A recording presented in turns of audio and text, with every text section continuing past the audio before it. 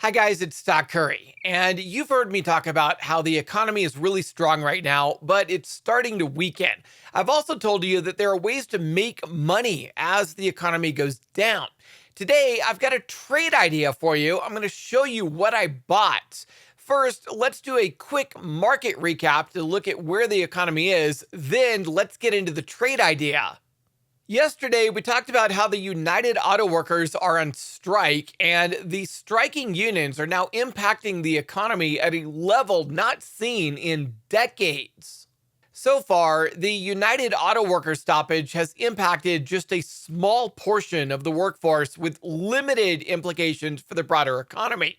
But while the immediate impact of the auto workers strike will be limited, that will change if the strike broadens and is prolonged.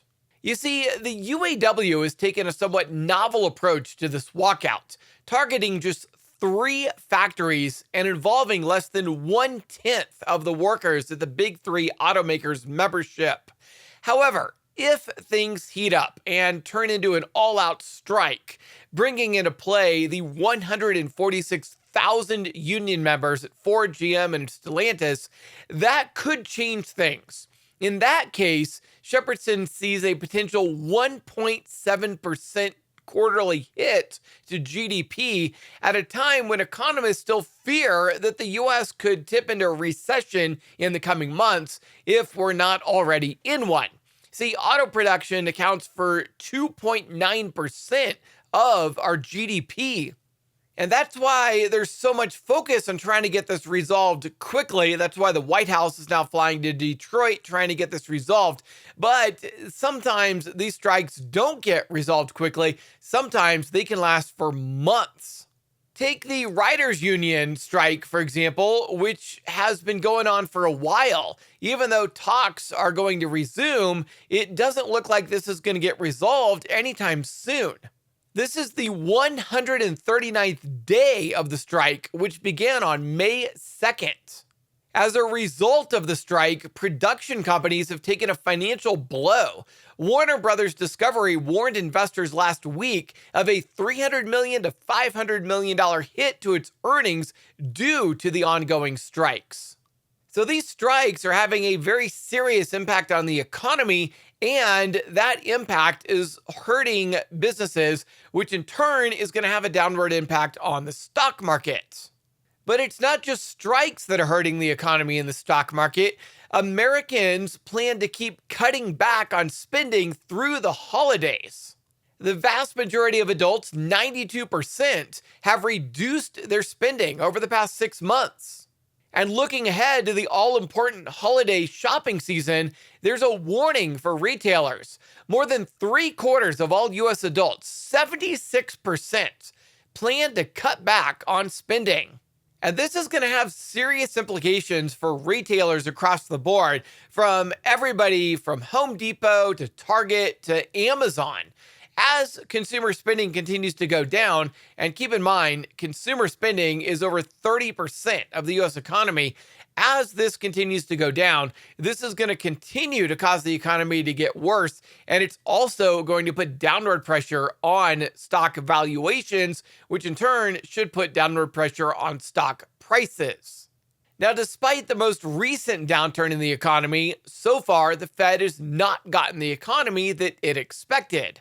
While leading indicators do show that the economy has started to go down, the official government data, which is backward looking, shows that the economy is still very resilient and quite strong. Now, inflation has started to come down despite the uptick over the past 2 months, which is why a rate increase at this week's meeting seems so unlikely. But the Fed's updated projections will probably show at least one last 0.25% point hike to the Fed's target range on interest rates by the end of this year, most likely at the next meeting. And considering how much stronger the economy has been than the Fed thought, policymakers might also forecast fewer rate cuts next year than they previously saw. Now, if the stock market believes the Fed, and that's a big if, that could cause the stock market to sell off on Wednesday and Thursday. But if the stock market continues to do what they've been doing all year long, which is ignore the Fed or think that the Fed is lying, then we could see the stock market continue to go up. However, especially over August and September, we've already seen quite a few cracks to the stock market, and we are seeing the stock market start to go down last month and this month. So, how do we play this? How do we make money? Now, there's over 9,000 stocks in the stock market, as well as hundreds of ETFs. What do we do? Well, I've told you that as the stock market goes down, we can make money by shorting the stock market or buying put options, or a more sophisticated way would be selling call options. Whether selling credit call spreads or covered calls, there are ways to sell options also to make money as the market goes down. But whatever you decide to do, the most important thing is figuring out what asset to actually do it on. Do we do it on an individual stock? Do we do it on the overall market? Do we maybe go long on the VIX? What do we do? Well, when looking at it, what I personally look for, and I want to be clear, this is not financial advice. This is not a recommendation to buy, sell, or hold any asset. I'm just telling you what I am doing. I could be wrong. What I personally like to do is I like to look for a stock that is trending downward, that is already going down, that a downturn in the overall stock market might cause that downward stock to actually accelerate the rate at which it falls. And I happen to have found one stock that has been in a long-term downtrend since November of 2021. And that particular stock is Tesla. If you look at this blue line that's going downward on this Tesla chart, you're going to see that Tesla bounced off of this blue line 5 times over the past 2 years. And each of the past 4 times, Tesla stock dropped pretty significantly and pretty quickly. We are now at that line for the 5th time, and just on Monday, Tesla bounced off of that line and fell about 3%. Now, based upon the history of Tesla, it should continue to go down and fall down to at least $200 per share. For that particular reason, I bought a put option on Tesla. Now, it's very important to understand this is a swing trade. You have to give this time to play out. This most likely is going to take a month or 2 to actually play out. And that's why I bought the October put options on Tesla, although the January put options would be a much better play if you can't afford them. The thing about Tesla is this. Tesla is already seeing a decrease in its margins. They just cut the price of their vehicles in China in half, and that already caused a serious hit to their margins 2 quarters ago, and it is expected to cause another serious hit to their margins at their upcoming earnings in October. Their October earnings should take place sometime around October 19th, with the October put options expiring on October 20th, just in time to include the next earnings. Now, the problem with playing the October put options is we're going to run into some time decay or theta decay. And that's why those January or even November put options would be much better than doing the October put options. But personally, I didn't want to go any sooner than October because I do know this is going to take time to play out. This is a swing trade, not a day trade.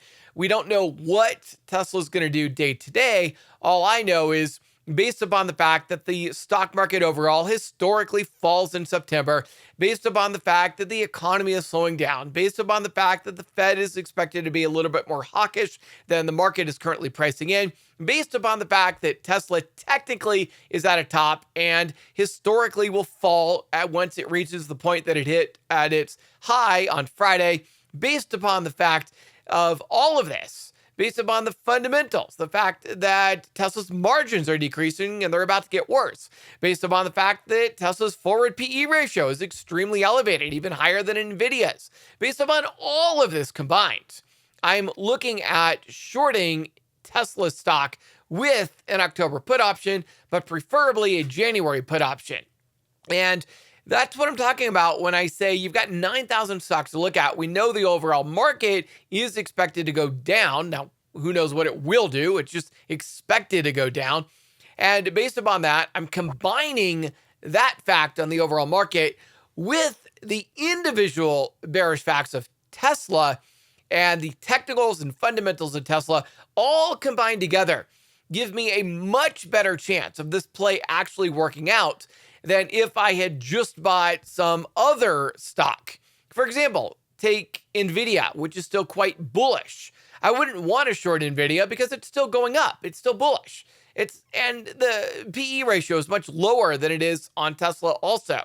So it's really important to handpick the stock that you want to short if you do want to short, and not just randomly just buy stocks because you feel like they're overvalued. You've really got to look at the technicals, really got to look at the fundamentals, and really look for something that's in a downtrend like Tesla is, that gives you the best chance of making money with a put option.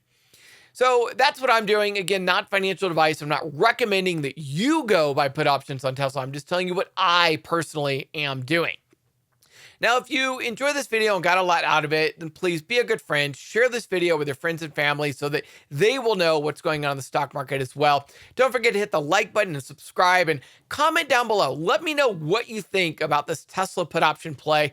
Let me know if you think it's a good idea, a bad idea, if you think Tesla's just going to keep going up, if you think Tesla is in fact going to go down like it did the last 4 times.